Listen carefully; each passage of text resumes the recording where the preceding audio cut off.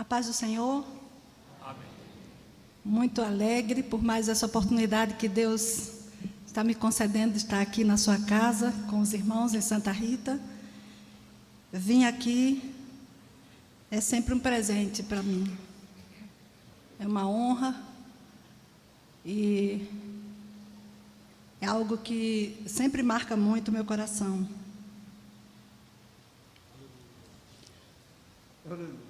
Tem um coro que eu recentemente passei para o crioulo, eu não estou muito segura nele, mas eu quero cantar, porque hoje é um culto de louvor, é um culto de gratidão ao Senhor. E essa noite tem missões com louvor, né? E se tem uma forma que nós podemos exaltar o nome do Senhor, é fazendo missões. Então, eu parabenizo os grupos que estão aniversariando. E eu vou arriscar, é um corinho que eu conheci agora, depois que eu cheguei no Brasil e passei para o crioulo para levar para Guiné. Diz assim: Bim pali pajamu pangabau, bim pali pajamu pangabau, nkabimbim papidiu nim parogal, bim pali pajamu pangabau, bim pali pajamu pangabau, bim pali pajamu pangabau, nkabimbi papidiu nim parogal, bim pali pajamu pangabau. Eu vim aqui para dar-te adoração. Eu vim aqui para dar-te adoração. Não vim aqui para pedir mais um favor. Eu vim aqui para dar-te adoração. Aleluia, vamos juntos? Eu vim aqui para dar-te adoração. Eu vim aqui para dar-te adoração. Não vim aqui para pedir mais um favor.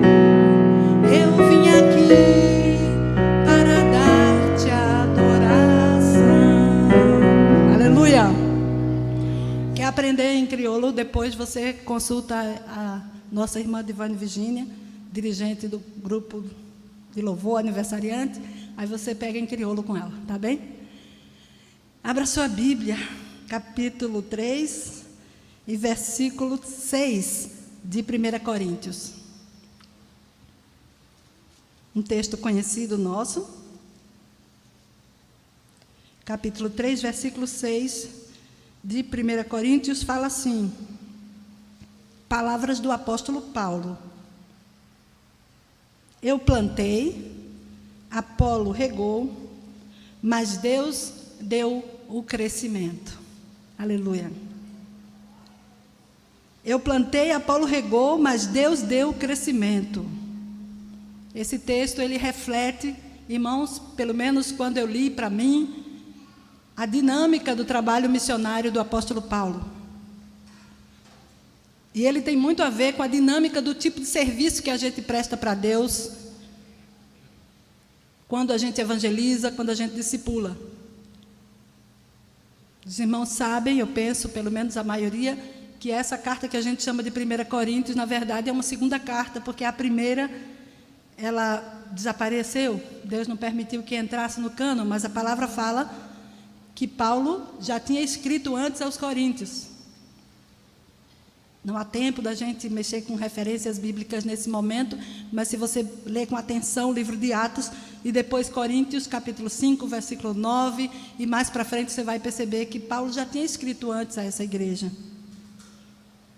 Havia desacordos, havia dissensões, havia grupos na igreja, e tinha um grupo que se dizia de Cristo, e eles achavam que não precisava mais de pregador, não precisava mais de mensageiro na igreja. Isso é incorreto, porque eles eram de Cristo. E Paulo resolve escrever essa carta para repreender esse partidarismo, que envolvia até o seu próprio nome, até o próprio nome de Paulo, e esclarece que tanto ele, Paulo, como Apolo, eles eram instrumentos de Deus, eles eram homens de Deus, mas eles eram só homens. E Paulo queria esclarecer essa questão e resgatar e restaurar, pelo ensinamento da palavra, a unidade do corpo de Cristo naquela igreja local. Por isso ele disse: eu plantei, Apolo regou, mas Deus deu o crescimento. Quer dizer, há o que planta, há o que rega. O texto é bem claro, mas quem valida a tarefa é Deus. Quem valida a tarefa é Deus. Ele como Senhor da seara. Paulo se sujeitou ao Senhor, obedeceu a sua voz, foi até aquela cidade, fundou a igreja. Depois ele saiu e Deus levantou Apolo para fortalecer a fé daqueles irmãos, para eles poderem crescer na sua vida espiritual. Mas quem de fato deu o crescimento foi Deus, porque somente Deus é que pode confirmar o crescimento e a maturidade espiritual de cada um de seus filhos. Eu não tenho como transferir para ninguém maturidade no sentido de torná-lo maduro. A gente amadurece pelas experiências, e as experiências é Deus que nos permite, é Ele que cria situações para que a gente viva aquelas experiências, são experiências com Ele. E Paulo queria explicar isso. Quando tudo começou nessa igreja, eles eram apenas uma pequena congregação, e que iniciou numa reunião de grupo familiar. Falar de grupo familiar aqui é muito fácil, todo mundo entende. Havia um grupo familiar na casa de Áquila e Priscila, e desse grupo nasceu a igreja de Corinto. E depois que Paulo foi, Deus trouxe Apolo, Deus abençoou o trabalho através de Apolo, e houve uma edificação, um discipulado. Aquela igreja cresceu em muitas áreas, mas no decorrer do tempo, em alguns aspectos, ela começou a estagnar. A igreja se dividiu em partidos, influenciada por falsos mestres, e alguns crentes se corromperam e não perceberam bem a mensagem do Evangelho. E foi nesse contexto que Paulo escreveu essa carta, que para nós é a primeira carta aos crentes de Corinto. E o que me chama a atenção nesse texto, irmãos, é que esse tema de evangelismo, discipulado, tanto dentro da nossa terra, né, missões nacionais, como fora, é um tema muito importante, que é necessário a gente refletir, é necessário a gente pensar sobre ele. Ninguém tem a palavra final. Ninguém pode fechar o assunto através de uma fórmula fixa. Sabe, tipo uma receita. Não, a mensagem não muda. A mensagem é a mensagem das boas novas do Evangelho. Mas a forma como ela é transmitida, como ela é pregada, ela se adapta, ela se contextualiza.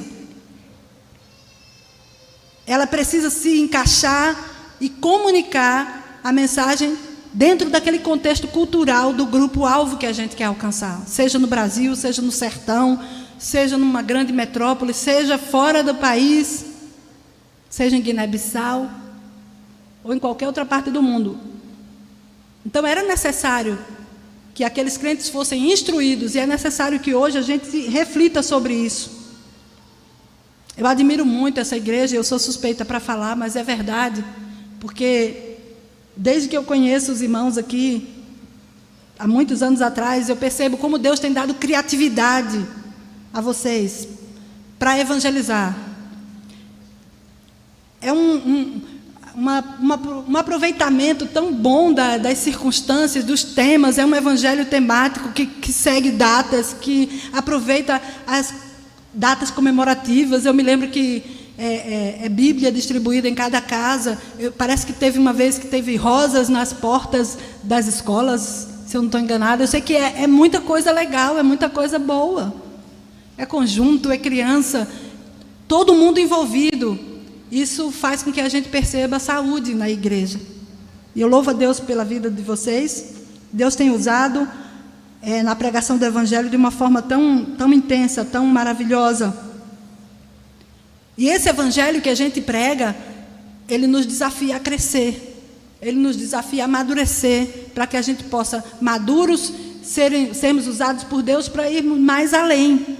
E era essa a intenção de Paulo, que o povo fosse discipulado, que o povo fosse instruído, para que ele pudesse ser usado por Deus e levar a palavra mais distante do que as 4 paredes lá de Corinto. Todos nós somos convocados a isso, porque em termos de serviço ao Senhor, há um lugar para cada um de nós. Deus conta comigo, Ele conta com você. Ele conta comigo e com você dentro das nossas habilidades, dentro dos nossos recursos, dentro das nossas possibilidades. Ele não pede a ninguém além das suas forças, mas Ele precisa que cada um de nós possamos servi-lo com o coração inteiro, mas em unidade, para que o seu nome seja glorificado. E crescer é uma prerrogativa, é uma necessidade, é uma sinalização de uma conversão genuína. Quem converteu de verdade tem que crescer, a não ser que haja alguma coisa que impeça esse crescimento, e essa conversão ela precisa ser bem definida, se de fato aconteceu ou não. E esse crescimento, ele precisa ser um tipo de crescimento que envolve a todos nós. Não é só o novo convertido, a pessoa que acabou de aceitar Jesus, mas o crescimento na fé e na vida espiritual envolve a igreja toda. Os pastores precisam crescer, os missionários precisam crescer, a liderança precisa crescer, os departamentos precisam crescer, e como membros do mesmo corpo, nós precisamos crescer juntos. Ninguém pode crescer mais do que o outro, porque senão o andamento das atividades do corpo desanda. Temos que crescer juntos, amadurecer juntos, para servirmos juntos e produzirmos juntos, a 100 por 1, como a palavra de Deus fala. E isso era aquilo que Paulo queria ensinar para os irmãos. Só que essa tarefa demanda muito trabalho. E eu estava pensando sobre isso.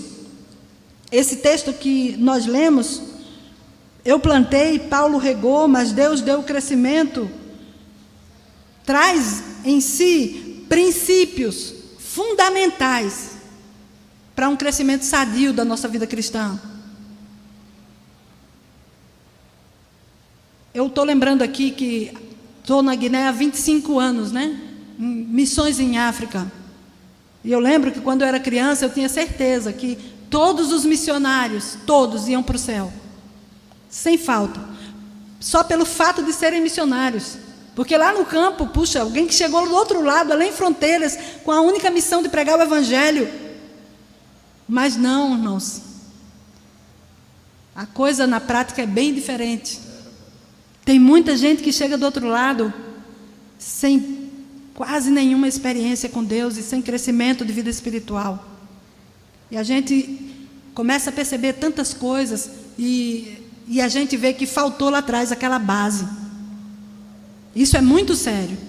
Por isso aqui, eu e você, no seio da nossa igreja local, no convívio da nossa família na fé, a gente precisa aproveitar cada oportunidade que Deus nos dá para crescer, para amadurecer, para servir da melhor forma, porque você deve fazer tudo isso, não é para o Senhor, como para o Senhor e não para o homem, é o que está escrito. E eu estava lembrando disso aqui. Pelo menos 3 princípios dentro desse texto eu descobri que são princípios necessários, fundamentais, para garantir esse crescimento seguro, sadio da igreja. O texto diz aqui: eu plantei, Apolo regou, mas Deus deu o crescimento. E o primeiro princípio é nada mais, nada menos do que cooperação. Não dá para crescer sozinho. Ninguém cresce sozinho. Eu preciso de você, você precisa de mim. Todos nós precisamos uns dos outros e para servir a Deus é necessário cooperação. Alguém tem que plantar para alguém ter que colher. Alguém tem que regar. E a palavra diz que todos nós somos cooperadores de Deus nessa obra, nesse trabalho. Viu o aniversário do conjunto aqui? O conjunto tem hoje muito do que celebrar, mas se eles trabalhassem divididos, jamais nós íamos conseguir ver todo esse espetáculo, essa bênção que nós vimos aqui para a glória do nome do Senhor. Porque é necessário essa cooperação. O crescimento sadio da igreja é uma tarefa que depende de cada um de nós. Eu tenho que trabalhar, eu tenho que cooperar, eu tenho que facilitar, eu tenho que ser um facilitador do trabalho. E era isso que Paulo estava dizendo aos irmãos. Ninguém nasce adulto, né? A gente precisa aguardar todo esse tempo. Nós devemos crescer juntos, devemos amadurecer e produzir para a glória do nome do Senhor. Por isso precisa de cooperação. Paulo plantou, Apolo regou. E Deus não falhou com a parte dele também. É assim que ele tem feito com a sua igreja. É assim que ele tem feito aqui e em todas as partes do mundo.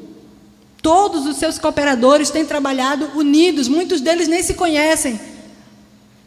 Deus tem cooperadores aqui no Brasil, Ele tem na Guiné-Bissau, Ele tem no Japão, Ele tem no mundo inteiro. Os cooperadores de Deus estão juntos. Eles estão trabalhando em unanimidade, na direção e na cooperação do Espírito Santo, principalmente nesses últimos dias. A igreja do Senhor tem florescido. Houve cooperação. Isso que Paulo quis deixar claro para os irmãos. Houve cooperação e sem cooperação não tem como o trabalho fluir. O segundo princípio que eu vi aqui, o texto diz: eu plantei, Paulo regou, mas Deus deu o crescimento. Cooperação. E o segundo princípio foi processo. Tem que haver um processo. Para a gente crescer sadio na nossa fé e na nossa vida espiritual, temos que ter paciência e esperar o processo. Porque ninguém cresce da noite para o dia. Ninguém amadurece da noite para o dia. O crescimento sadio, ele obedece um esquema, um processo. Deus tem tudo a ver com isso, é Ele quem dá o crescimento. Deus é que estabeleceu essa sequência, de um dia após o outro, de uma atividade após a outra. Hoje eu digo assim, eu queria ter a experiência que eu tenho hoje, com a idade que eu tinha, quando eu cheguei em Guiné-Bissau, há 25 anos atrás. Mas não dá, né? Precisou que se passasse todo esse tempo para que hoje eu conseguisse. Não que eu já cheguei, né? Não, estou caminhando ainda, estou correndo atrás. Eu estou querendo crescer mais e amadurecer mais. Só que o tempo passa. Às vezes o corpo físico começa a não produzir na mesma potencialidade do começo, mas as experiências vêm. E você chega na altura que pode já aconselhar outros, que pode orientar outros. Mas o certo é que é um processo. Ninguém rega antes de plantar. Não é assim? Ninguém pode regar antes de plantar. E ninguém rega o chão ou a terra seca, vazia, sem semente nenhuma lá. O máximo que você vai conseguir fazendo isso é diminuir a poeira. A gente molha o chão quando está com muito calor e muita poeira, aí a gente molha o chão. Mas dali não vai nascer nada, porque não tem semente ali. E se nascer alguma coisa, é que de alguma forma, em algum momento atrás, uma semente caiu ali, estava ali, por acaso. Então é necessário esperar o processo. Crescer é um processo.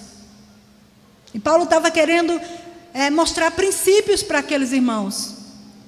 Para que do meio deles saísse toda a divisão e discórdia. Para que eles focassem em Deus. Porque para crescer também, crescer na fé, crescer espiritualmente, é necessário que a gente foque no Senhor. Foque em Deus. Esse processo, sobretudo, é um processo de fé. É um processo laborioso. Porque ele exige preço, exige paciência, exige esforço, mas é necessário. Eu estava lembrando da história de Guiné-Bissau, da história do Evangelho na Guiné. É uma das histórias mais bonitas que eu já vi. Todas as histórias que o Evangelho produz são histórias bonitas. Todos nós aqui carregamos uma história bela do amor de Deus revelado em nós através de Jesus, num dia em que você reconheceu a Cristo como seu Salvador, se arrependeu dos seus pecados. Deus começou a escrever a sua história em nós e nos conduzir. E missões é isso: evangelismo, discipulado, crescimento, ensinamento, amadurecimento, transferência, contar a outros aquilo que Deus fez. Tudo isso faz parte desse processo. E eu estava pensando nisso. São histórias de cura, de libertação, de fé. São histórias de amadurecimento, de crises, de dificuldades, mas são histórias de provisão, de proteção, de livramento, onde Deus passa à frente e Ele se coloca como nosso amigo, como nosso provedor. Tudo isso é o Evangelho, que a gente vive todos os dias, cada dia, carregando a nossa cruz. Ela é diária. Tem lutas? Tem sim, porque se o grão de trigo caindo na terra não morrer, fica ele só. Mas se morrer, dá muito fruto. Glória a Deus. Esse é o processo. Mas os crentes de Corinto estavam presos àquilo que a gente chama aqui de picuinhas, né? Aquelas coisinhas que só atrapalham o nosso crescimento espiritual, só atrapalham a nossa vida cristã. Muitas vezes a gente quer crescer sem dor, mas não dá, né? Eu lembro uma vez que o Caleb, o nosso filho, ele estava sentindo dores no corpo, dores nas pernas, dores na musculatura, nas articulações, e a gente pensou que ele tinha algum problema, levou no médico, o médico disse: não é nada não, ele está crescendo. Crescer dói. E eu fiquei assim, eu falei: tem que dar alguma coisa? Não, é só esperar. Se tiver muito forte a dor, dá um analgésicozinho, mas não pode fazer não, deixa o menino crescer. E ele está enorme. Ele é o maior de todos nós. Imagina Daniel, depois da cova do leão, ou dos leões. Nunca mais aquele homem foi o mesmo. Depois de passar uma noite naquela cova de leões famintos, nunca mais. Com toda a experiência que ele já tinha tido até ali, eu tenho certeza que ele saiu dali bem mais amadurecido e mais crescido por causa daquela noite. Então, as experiências que nós vivemos, Deus permite para que a gente cresça. Isso também faz parte do Evangelho. Isso também faz parte do viver o Evangelho. No mundo tereis aflições e tribulações, mas tem de bom ânimo. Eu venci. Glória a Deus por isso. Louvado seja o nome do Senhor. Tem lutas, tem perseguições, tem até martírio. A gente cresce com lágrimas. São frutos difíceis de serem digeridos, mas eles produzem depois e abençoam outros. Eu estava lembrando, outro dia a irmã Givanete estava contando um pouquinho, quer dizer, nem contou, eu só peguei uma frase e guardei aquilo no coração, sobre o pastor Ludovico. Quantas privações e lutas se passou no início para fazer o trabalho de Deus crescer. Quantos problemas, quantas fome mesmo, privações de todas as ordens. Mas aquele sacrifício está aqui hoje, florindo. Glória a Deus por isso. Nós somos devedores desses homens. Nós somos devedores dessas pessoas que facilitaram, que sofreram, aguentaram o processo para que hoje a gente pudesse estar aqui com todo esse recurso, com toda essa possibilidade. E o que é que você pensa em fazer com todos esses recursos que Deus tem posto em suas mãos? Porque teve o processo daquela geração, mas tem o processo dessa geração. Nós precisamos também viver o nosso tempo, produzir no nosso tempo, servir a Deus na nossa geração, glorificá-lo na nossa geração. Tem um processo hoje. Então, para que a igreja de Cristo possa crescer sadia, é necessário haver cooperação, é necessário haver também uma disposição de viver o processo.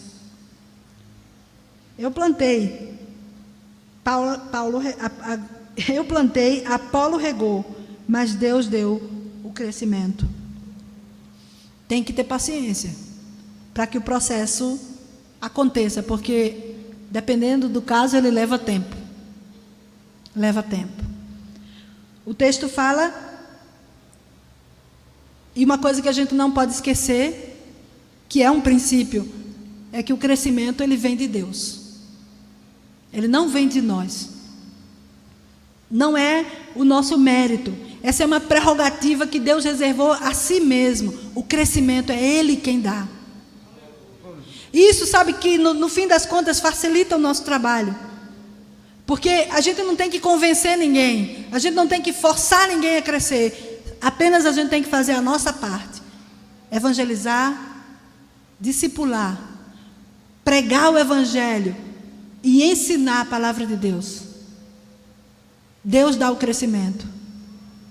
Nós temos que entender o processo, cooperar uns com os outros, servir ao Senhor, cada um dentro da sua capacidade, daquilo que o Senhor permitiu e lhe habilitou a fazer, frutificando onde o Senhor te plantou. Você pode estar como Paulo, plantando. Você pode estar como Apolo, regando. Mas seja plantando ou regando, saiba, Deus é quem dá o crescimento. Ele que é o Senhor da seara. E o texto diz, o texto diz claramente que houve uma cooperação para que o Evangelho pudesse chegar àquela igreja. E Paulo estava explicando que todo o foco é Cristo. Ele é o motivo de nós estarmos aqui. Ele é o motivo do nosso serviço. Ele que nos une. Nós estamos juntos por Ele e para Ele. A Bíblia diz, por Ele e para Ele são todas as coisas. Glória, pois, a Ele eternamente. Amém. Tem determinadas fases desse processo que Deus reserva só a Ele mesmo. E a gente não pode fazer nada. Porque tem elementos e esferas de governo que Deus decidiu não partilhar com ninguém. É trabalho dele. Faça só a sua parte. Às vezes a esposa quer falar, mas a palavra diz, olha, seja sábia, não fale. Talvez ele venha, ganha ele sem palavras, porque a mulher santa santifica o marido. Não força a barra, deixa o Espírito Santo trabalhar. E é assim também com a esposa, é assim com o marido, é assim com o filho, é assim com o vizinho, é assim com o patrão. Pregue o Evangelho. Se for necessário, use palavras. Alguém já disse. Quer dizer, isso nos faz perceber que todos os dias a gente prega o Evangelho com a nossa vida. Eu sempre digo isso, crente tem cheiro. O bom cheiro de Cristo. Às vezes a gente não precisa nem falar nada. As pessoas sentem, elas percebem. Isso é pregar o Evangelho também. A gente pode ter a maior capacitação, estudar nos melhores seminários ou fazer muitos cursos, ter muitos diplomas e certificado, mas quando você prega e alguém converte, não foi você, não fui eu. Foi Ele que deu o crescimento. O crescimento é dele. E é isso que Paulo estava deixando claro para os irmãos. A semente é o Evangelho. Essa atividade de plantar é a pregação, não é? A semente é a palavra. A pregação é esse semear. O regar, eu entendo como esse trabalho de discipulado. E qualquer falha nesse processo aí, em um deles, compromete o crescimento. Precisamos sim pregar a palavra de Deus, a palavra genuína, a palavra da verdade. Só ela é aquela dinamite, é o poder de Deus para a salvação de todo aquele que crê. Mas é a palavra, não podemos abrir mão dela e nem negociar o conteúdo, a mensagem. A semente, semear. Mas depois que a pessoa converte, precisamos cuidar dela, precisamos discipular, ensinar, regar. E depois, espera que Deus vai fazer a parte dele, não vai falhar. Sem falta ele vai fazer. E ela vai crescer. E vai chegar o momento que ela também vai produzir. E ela também vai se unir com você, somando forças para ganhar outros. E a igreja vai crescendo. Eu louvo a Deus por isso. A gente consegue reconhecer, não que não tenha falhas, não que seja perfeito, mas a gente consegue identificar uma igreja que tem saúde. E eu louvo o Senhor, porque uma igreja que tem saúde, qual é a característica principal? Ela produz. Produz. Porque tem saúde. Porque o processo está acontecendo da forma como a palavra de Deus diz que tem que ser. Então, louvo a Deus por vocês. Continuem crescendo. Continuem desenvolvendo atividades diversas, levando o Evangelho de Cristo aos lugares mais próximos, aqui em Santa Rita, e mais distantes, até Guiné-Bissau. Para a glória do nome do Senhor. A semente do Evangelho é mais poderosa do que você pode imaginar. Uma palavrinha só, e alguém pode funcionar como uma ferramenta para que o Espírito Santo toque e fale ao coração das pessoas. Às vezes lá na Guiné a gente não tem oportunidade de pregar, de falar.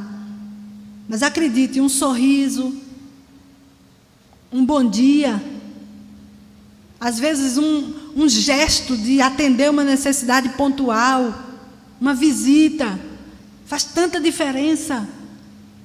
Isso é o Evangelho também. A semente do Evangelho, ela tem poder de brotar, de produzir nos terrenos mais inóspitos, mais difíceis. E nós temos visto isso acontecer lá na Guiné. Pessoas completamente aversas à igreja, ao Evangelho, a tudo que se diz palavra de Deus. E hoje estão lá contando o testemunho daquilo que Deus fez. Isso é o poder de Deus, é o Evangelho. Agora ele precisa ser pregado. Como ouvirão, se não há quem pregue? E como pregarão se não forem enviados? Está escrito. Eu estava lembrando que no período da guerra em Guiné-Bissau,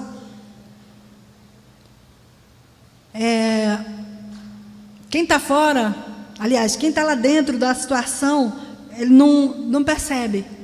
Mas quem está fora, e depois a gente vai ver o que se falou sobre o assunto, o que aconteceu ali, aquela circunstância super adversa. Mas Deus permitiu naquele período em plena guerra, que pelo menos 8.000 novos testamentos chegassem às mãos dos militares, através de gideões internacionais. Em plena guerra, o povo estava fragilizado, o povo estava com medo, as pessoas queriam um alento, queriam uma palavra de esperança, e Deus permitiu, através daquele conflito armado naquele período, que os corações mais duros eles se tornassem quebrantados a Deus, acessíveis a Deus. E antes mesmo da guerra terminar, as próprias pessoas que estudam missões, aqui mesmo no Brasil e em outras partes do mundo, detectaram muitos focos de avivamento em Guiné-Bissau. E nós também. Quantas igrejas a gente não pode enumerar que foram abertas, inclusive na nossa própria missão, depois da guerra? Por quê? Porque o Evangelho é poder de Deus. Ele alcança corações difíceis de serem alcançados, duros. Deus usa circunstâncias adversas para fazer a sua palavra chegar em lugares onde ele não chegava antes. Nós temos uma pequena classe de pré-escolar, 25 crianças pela manhã e 25 crianças à tarde. A maioria daquelas crianças, filhos de pais muçulmanos.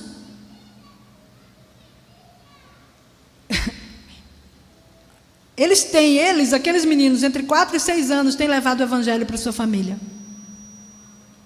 Através daquilo que eles têm ouvido lá. E a gente tem ouvido testemunhos. as reuniões de pais, as celebrações da escola, ou do pré-escolar, né, que a gente não, pela lei, não pode se dizer escola.